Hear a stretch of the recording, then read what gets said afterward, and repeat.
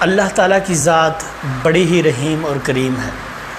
اللہ نے اس دنیا میں کسی بھی انسان کو نیکی سے محروم نہیں رکھا، ہر ایک کو مکمل موقع دیا کہ وہ نیکی کرے۔ ہم میں سے جو لوگ مالدار ہیں، غنی ہیں، امیر ہیں، اللہ تعالیٰ نے جنہیں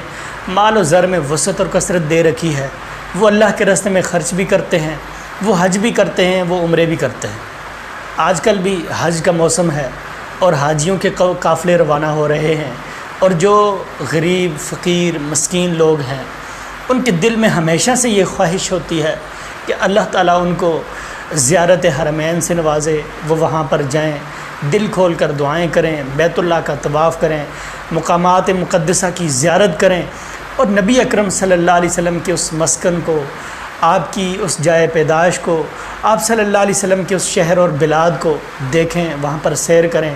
اور جو حج کرنے والے ہیں، جو عمرہ کرنے والے ہیں، اس پہلے اللہ تعالیٰ کے گھر میں ان لوگوں کا دیدار کریں، نیکیوں کے زیادہ سے زیادہ مواقع حاصل کریں۔ اللہ تعالیٰ نے ان امیروں کو، مالداروں کو یہ موقع وہاں پر جا کر دیا، اور اللہ تعالیٰ نے غریبوں کی، فقیروں کی حوصلہ افزائی کے لیے کچھ ایسے اعمال بتا دیے جن اعمال کے کرنے کی وجہ سے ہم یہاں پر اپنے گھروں میں بیٹھ کر کوئی ہلکا پھلکا چھوٹا سا نیکی کا کام کر کے ہم حج یا عمرے کے برابر اجر حاصل کر سکتے ہیں۔ تو اس طرح اجر اور ثواب کے لحاظ سے اللہ تعالیٰ نے تمام انسانوں کو برابر قرار دیا۔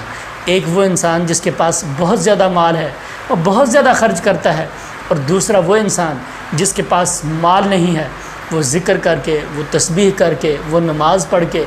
وہ کوئی اور نیکی کا چھوٹا موٹا کام کر کے جس کو نبی صلی اللہ علیہ وسلم نے حج یا عمرے کے برابر قرار دیا، وہ عمل کر کے اس حاجی کے برابر ہو سکتا ہے۔ نبی اکرم صلی اللہ علیہ وسلم نے ارشاد فرمایا، سنن ابی داؤد میں بھی یہ حدیث ہے، المعجم الکبیر امام طبرانی کی جو کتاب ہے اس میں بھی یہ حدیث ہے،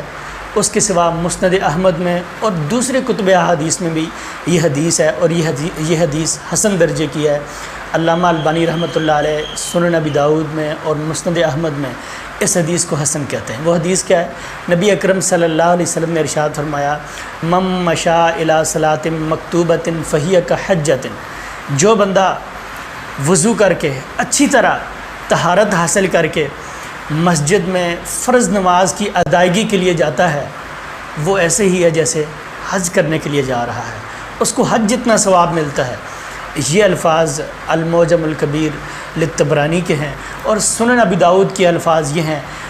فاجرہ کاجر الحاج المحرم، اس بندے کا ثواب بالکل اسی طرح ہے جس طرح حج کرنے والا احرام باندھ کر حج کی طرف جا رہا ہو۔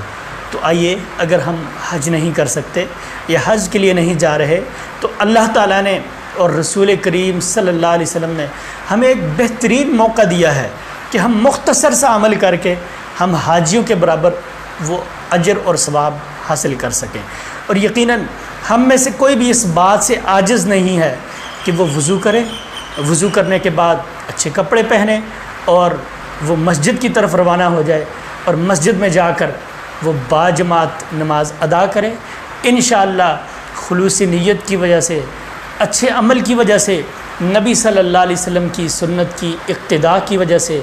اور دل میں نیکی کا جذبہ اور تڑپ رکھنے کی وجہ سے اللہ تعالیٰ اس انسان کو بھی حج اور عمرے کا ثواب عطا کرے گا۔ اسی طرح نبی صلی اللہ علیہ وسلم نے یہ بھی بات ارشاد فرمائی، اسی حدیث کا دوسرا ٹکڑا ہے، وَمَن مَشَاءَ إِلَىٰ صَلَاةٍ تَطَوُّعٍ فَهِيَ كَعُمْرَةٍ تَامَّةٍ، جو شخص نفلی نماز کے لیے مسجد کا رخ کرتا ہے، اسی طرح طہارت حاصل کر کے، وضو کر کے، اسی طرح چل کر مسجد کی طرف جاتا ہے، تو اس کو عمرہ کا ثواب ملتا ہے۔ محترم ناظرین و سامعین، اللہ کی ذات وہی ہے جس نے یہاں سے سفر کر کے، سفر کی صعوبت کو سہ کر اور اس کی مشکل کو برداشت کر کے